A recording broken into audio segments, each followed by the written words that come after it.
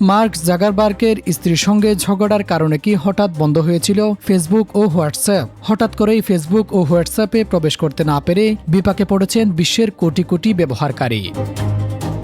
আর এ কারণে সামাজিক যোগাযোগ মাধ্যমে ছড়িয়ে পড়ে নানা গুঞ্জন। সবচেয়ে আলোচিত গুঞ্জনের একটি ছিল মার্ক জাকারবার্গের স্ত্রীর সঙ্গে তর্ক বিতর্কের জেরে নাকি কিছু সময়ের জন্য ফেসবুক বন্ধ হয়ে যায়। অনেকেই বিষয়টি নিয়ে মজার ছলে পোস্ট করতে শুরু করেন, যা মুহূর্তে সামাজিক যোগাযোগ মাধ্যমে ভাইরাল হয়ে পড়ে। তবে এদিকে প্রযুক্তি মহলে ভিন্ন আলোচনা শুরু হয়েছে। বিভিন্ন সূত্রে জানা যায় প্ল্যাটফর্মের কিছু কারিগরি ত্রুটি কিংবা বাগ সংশোধনের কাজ চলছিল।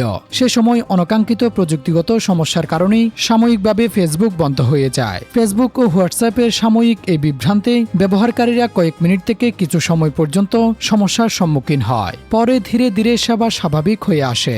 এদিকে সামাজিক যোগাযোগ মাধ্যমে ছড়িয়ে পড়া স্ত্রীর সঙ্গে ঝগড়ার কারণে ফেসবুক বন্ধ হওয়ার গল্পটি নিয়ে ব্যাপক আলোচনা শুরু হলেও এ দাবির পক্ষে কোনো নির্ভরযোগ্য তথ্য বা আনুষ্ঠানিক প্রমাণ পাওয়া যায়নি। ফলে বিষয়টিকে অনেকে কেবল সামাজিক যোগাযোগ মাধ্যমে ছড়িয়ে পড়া একটি ভাইরাল গুঞ্জন বা মজার দাবি হিসেবে দেখছেন। আপনার কি মন্তব্য? এমন গুঞ্জন কেন এত দ্রুত ছড়িয়ে পড়ে? মতামত কমেন্টে জানাতে পারেন।